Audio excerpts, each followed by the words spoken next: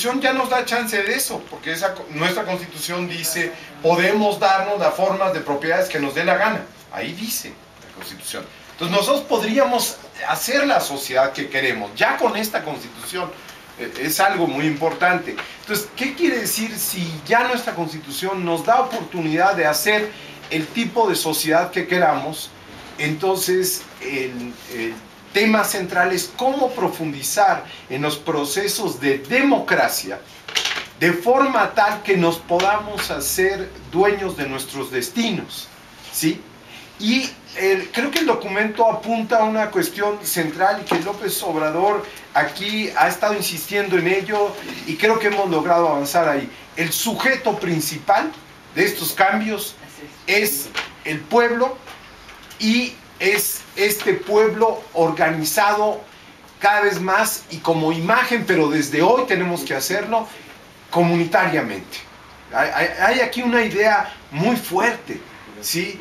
Miren, nosotros no entenderíamos la crisis, cómo logramos sortear la crisis los mexicanos, así de fuerte como está esta crisis, si no fueran nuestras estructuras comunitarias.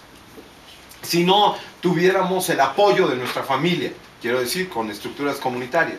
Si en el barrio no nos diéramos el apoyo que tenemos. Si en el campo la gente no ahorrase para que unos vayan e inmigren y puedan ayudar a los otros, etc. Tenemos estructuras en este país que ya lo dijeron con respecto al temblor, o sea, las situaciones extremas, ¿sí? Cuando el terremoto, y entonces cómo la gente reaccionó. Pero no solamente es eso, sino existen en México estas formas solidarias, esta forma, eso, muy deterioradas, y yo creo que el asunto central, los jóvenes, y qué bueno que hay este discurso del compañero, atención, nosotros nacimos en un mundo distinto al de ustedes. Nosotros, efectivamente, cuando nos hablan, como yo recibí ya en otro lugar una crítica, ¿cómo hablan de la palabra recuperar? Y ahorita la usó alguien, alguno de ustedes, usó la palabra recuperar el estado de bienestar. ¿Cuándo lo hemos tenido? Me dijeron. Digo, bueno, mira, la lucha por la seguridad social, esto, lo otro. Ah, pero eso no me tocó a mí. Claro, entonces tenemos que buscar un lenguaje que hable para todos los mexicanos. Y para los jóvenes especialmente, no que hable para los que efectivamente tenemos una idea de país, por ejemplo la de los ejidos y las comunidades. Más de la mitad del territorio nacional es ejido y comunidad. Vaya si en este país hay conquistas del pueblo, o a poco que la mitad del país sea de ejidatarios y comuneros, no es una conquista. Bueno, ya los jóvenes no lo notan como una conquista. Entonces, hay que hacernos cargo de que este programa no va dirigido, ¿sí?, para a veces los que lo escribimos, sino, no, que ya somos un tanto cuanto mayores, sino va dirigido efectivamente y debería ir dirigido a la inmensa mayoría. La inmensa mayoría no ha vivido estas formas. Entonces hay que combinar de alguna manera, hay que ser mucho más claros en el cómo. ¿Y qué nos estamos imaginando y a qué nos estamos refiriendo en vez de usar lugares comunes? Entonces, eso es una cuestión que yo creo que es fundamental y que ya en el programa, en la versión sintética que tiene que salir para que sea una versión que se pueda mover a nivel nacional, y en la del libro, bueno, o en los artículos más amplios, ahí puede quedar todo explicado, pero es fundamental que nuestro programa, que tiene que, digamos, presentarse el día 20 de marzo, tenga este lenguaje. Entonces yo creo que es una crítica más de fondo de lo que algunos creen. Oigan, lo dice muy amablemente, no, están cuestionando un poco algunos lugares comunes en los cuales se mueve el documento y que hay que romper con ellos y ir más allá, ser más explícitos en los cómo, porque yo creo que este movimiento tiene que avanzar en este sentido si no parece algo, pues palabras bonitas. Ajá. Y entonces recupero el planteamiento sobre el tema de la felicidad, el primer punto con el que empezó Martín, ¿no? Martín. Y que es central. Podemos o no, y ahí creo que es una de las grandes ventajas de López Obrador, es alguien convencido pero además con un entusiasmo que dice uno, ah caramba, ¿no? O sea, se contagia uno de ese entusiasmo, pero una cosa es que te contagies, otra cosa es que lo entiendas y lo puedas transmitir a los demás.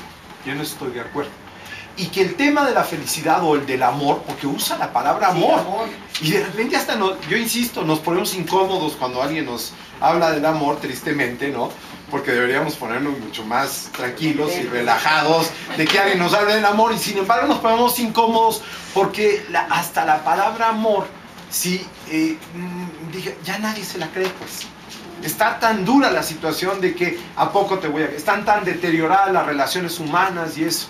Pues precisamente por eso tendríamos que volver a darnos cuenta que esta sociedad neoliberal lo que ha traído es una sociedad del miedo, y una sociedad de la desesperanza, y una sociedad del desamor. Y que hoy tenemos que ir a la búsqueda de esos valores humanos y de esos sentimientos humanos capaces de infundir una esperanza tal y de tener un principio de esperanza tal que podamos cambiar este mundo tan difícil.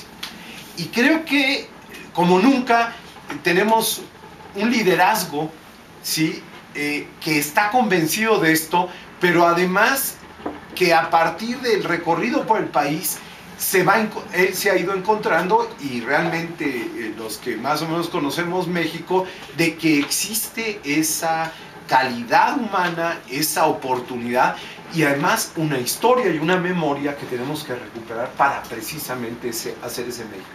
Pero creo que sí es uno de los temas a debate, cómo recuperar este sentido del amor. Yo te diría, hasta la poesía uno podía escoger a los románticos que eran azotados, o podías escoger, ¿no?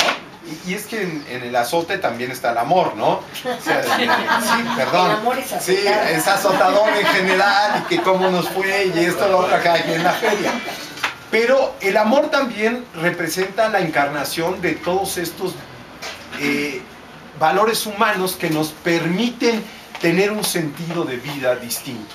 Y si ustedes se fijan, todos los puntos que siguen son comunidad, estilos de vida, buen vivir, y no solamente estamos pensando en México, sino esta experiencia que han logrado nuestros compañeros de América Latina en la idea esta del buen vivir. Entonces no solamente hablamos de bienestar, sino de buen vivir, que es hasta contrastante con el de bienestar, porque el bienestar trae consigo cosas, el buen vivir es la negación de que todo sean cosas para que vivamos bien. Cuando analizamos la parte de nuestras vidas que ha sido un buen vivir, no es necesariamente al lado de las cosas materiales, o más bien no lo es.